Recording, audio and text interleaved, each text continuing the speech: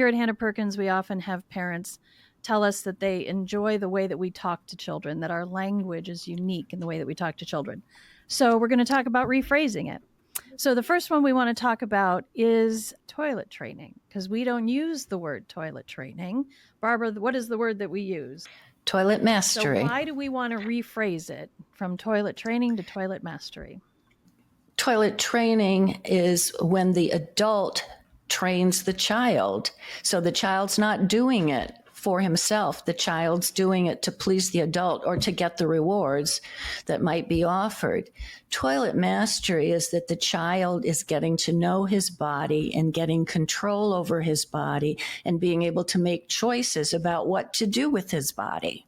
And that builds self-esteem. You have a child who is engaging in a frustrating, let's say, repetitive behavior, or they're a little bit what we might call hyperactive. And you say to them, "What's gotten into you?"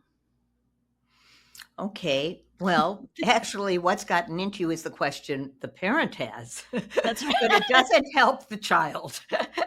Oh, wait, I got to stop you there. Hold on, Okay. hold on. I think what you just said is so important. I would say 9 times out of 10, that initial impulsive thing that we say to children is our question. And I think I want to underline that before we go on to the next piece, because when we rephrase that, we're trying to look from the point of view of the child, right? That's a beautiful way to say that. All right. So what would you say instead, Debbie? Well, I would say, first of all, let's know how to think about it, which is behavior has a meaning.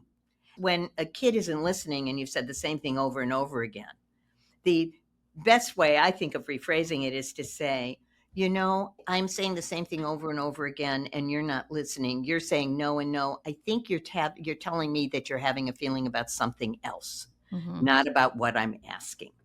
What are you wanting to know about? It's not that they're not listening. It's that you're not speaking to what's going on with them. So maybe it's drop-off time for preschool, or something disappointing happened, like a play date fell through. The child starts crying, and the grown-up says, "Don't cry. Crying is for babies." Oh, okay. Let's talk about that and rephrase that. So I know you're sad, right? It's putting the feeling into words, because crying is just the action, and we're trying to teach kids language for their feelings and emotions. So I know you're disappointed. I think you're crying because you're disappointed. Can we make another plan? I know it's hard that you can't have that today, but let's make a plan for another day. Parents tend to react quickly because they can't fix, handle, or change the situation. And so it feels like, well, if I can't change anything, then how do I help? And I think, again, we're emphasizing that identifying the feeling, speaking the feeling, and then redirecting. You're tidying up around the house and notice that someone has pushed through the screen door. It had to be your child because nobody else was home. When confronted, the child admits it, and you say, "Now I have to fix it. What were you thinking when you did that?" Why is that not helpful? Well, it certainly will not. If they're heading down the rabbit hole, that's not going to get them out of it. Okay.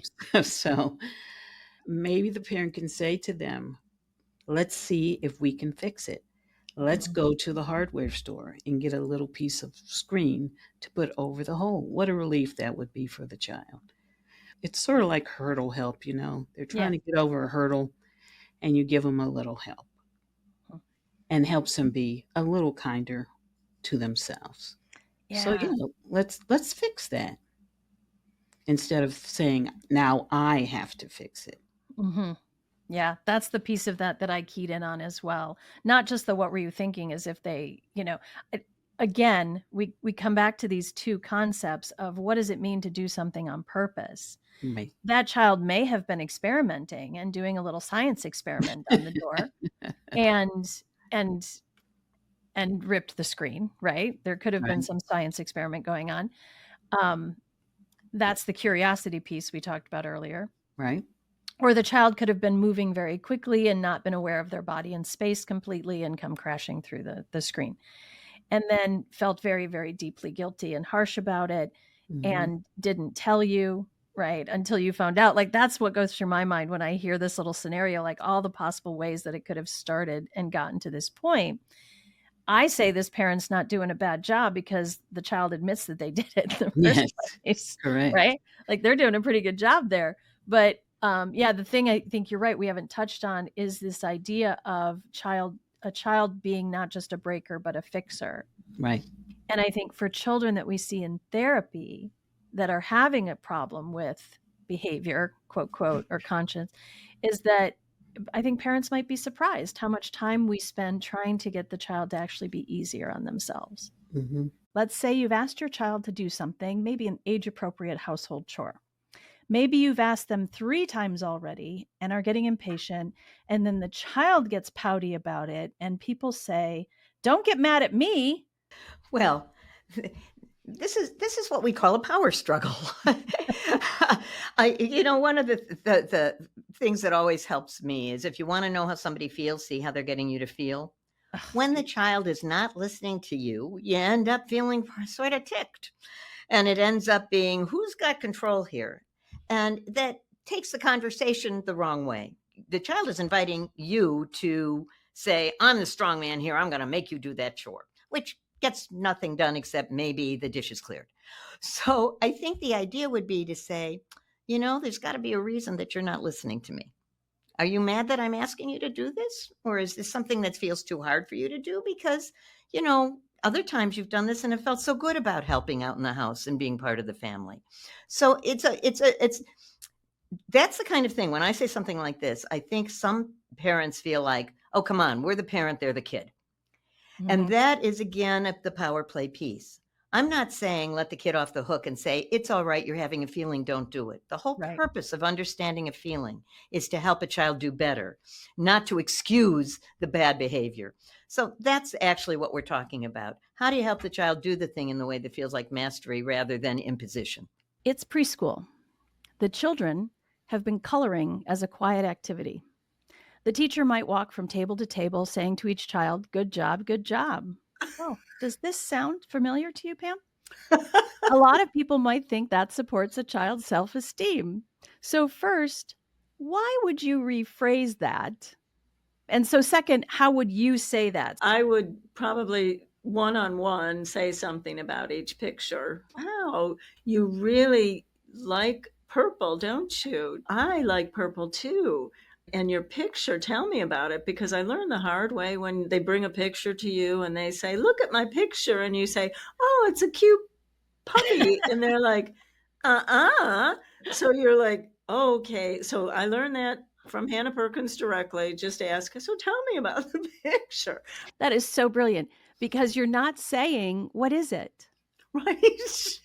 That's so beautiful. That's a rephrase it right there. You're Right. not saying, what is it? You're saying, tell me about your picture. Oh, Exactly. that's Because you cool. don't want to hurt their feelings because their No. faces. I spent all this time on this. Oh, is that your family? No. So you have to do It's a dinosaur. Yeah. And then they think it's not good. because all they want to do at that age is please.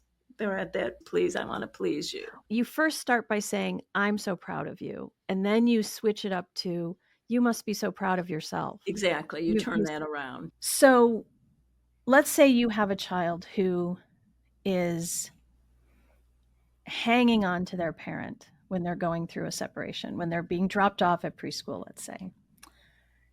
And they're hanging on to their parent. And the parent is like, stop embarrassing me. Let's rephrase that. Okay. Well, this is so hard because the parent's like, oh God, this is so annoying. They need to go inside and let's just. I'm late for work. Yeah, it's really a hard moment for a parent. So really getting in touch with your own feelings and trying to just breathe in that moment and calm yourself a little bit, because that will help really co-regulate with the child, I think, first. And then saying, I am here with you. We're doing this together. When you're ready, I think you can go inside. And giving the time. Yeah, giving the space and time. I know you'll be ready soon Mhm. to go in and I think that have a day at school. I think that's also a great time to say, I will miss you and you will miss me, but we will be together soon. And maybe transition to a picture or some kind of little transitional thing that will help everybody keep everybody in mind for the day.